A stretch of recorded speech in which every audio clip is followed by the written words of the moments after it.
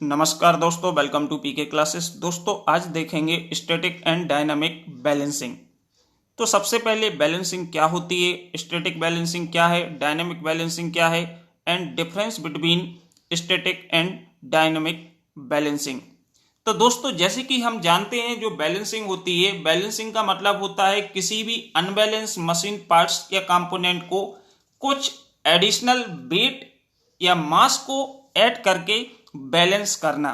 क्योंकि हम जानते हैं, हम ग्राइंडिंग व्हील की बात ले लें, हम अपनी किसी शाफ्ट की या फ्लाई व्हील की बात ले लें, यदि ये अनबैलेंस होते हैं तो ये हमारे मशीन कंपोनेंट को डैमेज करते हैं, इसके अलावा कहीं भी टकरा सकते हैं। तो अल्टीमेटली जितने भी हमारे रोटेटिंग मशीन एलिमेंट्स हैं या स्टेशनरी एलिमेंट्स होते हैं, इनके लिए बैलेंसिंग बहुत ही नेसेसरी है। तो बैलेंसिंग में स्टैटिक और डायनामिक क्या होती है? तो सबसे पहले दोस्तों स्टैटिक बैलेंसिंग के बारे में जानेंगे। तो दोस्तों स्टैटिक बैलेंसिंग मतलब क्या है? तो स्टैटिक जो बैलेंसिंग होती है, स्टैटिक्स का मतलब है जब rotating mass is said to be static balance if the rotating mass can rest without turning, या हम बोल सकते हैं without disturbing। तो means a rotating mass is said to be static balance if means यदि रोटेटिंग मास जो rotate कर रहे हैं, यदि ये रेस्ट करते हैं बिना टर्निंग के, विदाउट डिस्टर्बिंग के, किसी भी एंगुलर पोजीशंस में, तो उसको हम क्या बोलते हैं? Static balancing. स्टैटिक मतलब स्टेशनरी बोल सकते हैं, मीन्स स्थिर। और this happens when the object centre of gravity is on the axis of rotation. इस प्रकार के केसेस में जो ऑब्जेक्ट की सीजी होती है, सेंटर ऑफ ग्रेविटी होती है, वो एक्सिस ऑफ रोटेशन होती है। तो इसको हम क्या बोलते हैं? Static balancing. अब इसके बाद जो सेकंड है वो है हमारा डायनामिक बैलेंसिंग। तो जो डायनामिक बैलेंसिंग है, डायनामिक बैलेंसिंग का मतलब जैसे कि हमें नेम से इंडिकेट हो रहा है डायनामिक। डायनामिक का मतलब होता है कि जब आपके कोई भी मशीन पार्ट रोटेट करते हैं, मूव करते हैं, तो वहां की बात होगी। तो means dynamic balancing is a method through we balance the moving part of a machine. Means dynamic balancing वह विधि है, वह प्रक्रिया है जिसमें हम मूविंग पार्ट को क्या करते हैं? बैलेंस करते हैं।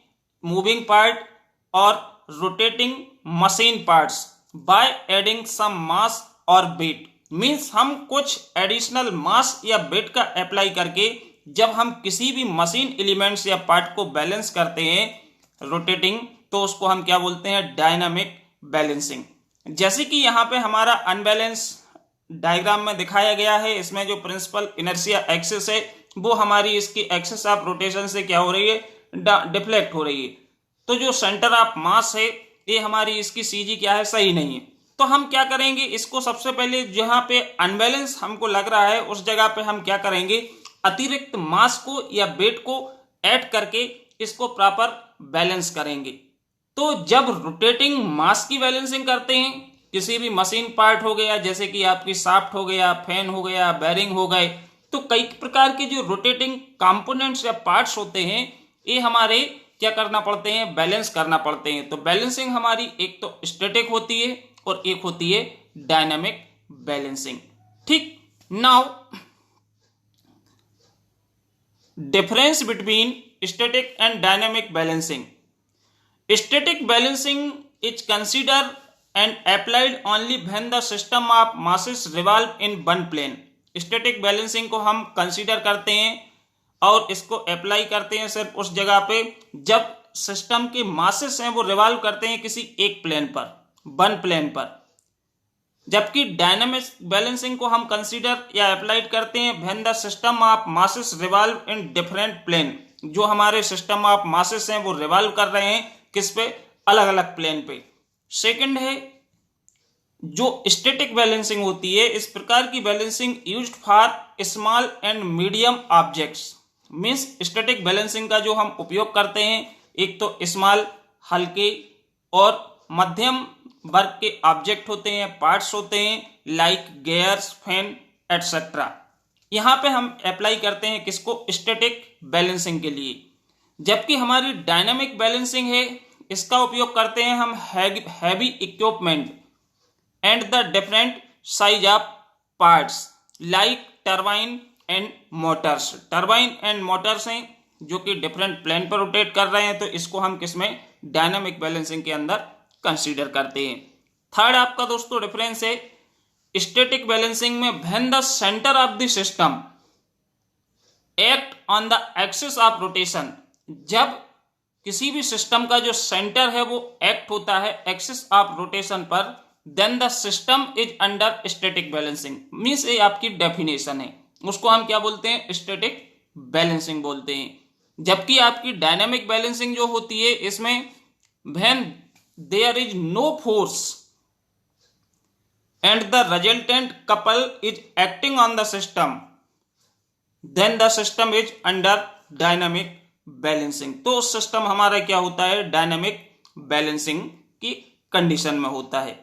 तो दोस्तों यही क्वेश्चन आपका दिसंबर या नवंबर 2019-20 एग्जाम में, फाइनल एग्जाम में पूछा गया है, जिसको आप एक बार रिमाइंड कर लें। स्टैटिक का मतलब होता है स्टेशनरी भी बोल सकते हैं, या ऐसे ऑब्जेक्ट जिसकी एक्सिस ऑफ द रोटेशंस क्या होती है, और सीजी एक ही होती है, तो उसको हम स्टैटिक बैलेंसिंग बोलते हैं।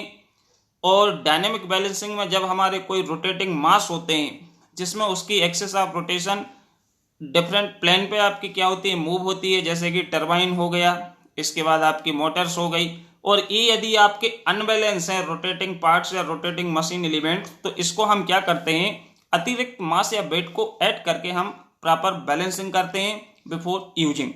ठीक, तो ये इसलिए बैलेंसिंग हमारी क्या है, नेसेसरी होती है। किसी भी, चाहे आप बैरिंग की बात करो, आप शाफ्ट की बात करो, फैन की बात करो, तो इसमें यदि हमारे फैन के एग्जाम्पल हम ले लें, फैन में यदि जैसे आपकी 3 ब्लेड्स लगी हुई हैं, एक ब्लेड्स का वेट ज़्यादा होगा, एक का कम होगा, तो ये थोड़ा सा टेपर रोटेट करेगा, उसकी सीजी सही नहीं होगी, तो इसका बैरिंग बहुत जल्दी खराब हो जाएगा। इसी प्रकार हमारे जो डिफरेंट मशीन एलिमेंट्स होते हैं जिसमें रोटेटिंग कंपोनेंट होते हैं, इनकी बैलेंसिंग बहुत ही आवश्यक होती है। ओके दोस्तों, थैंक यू।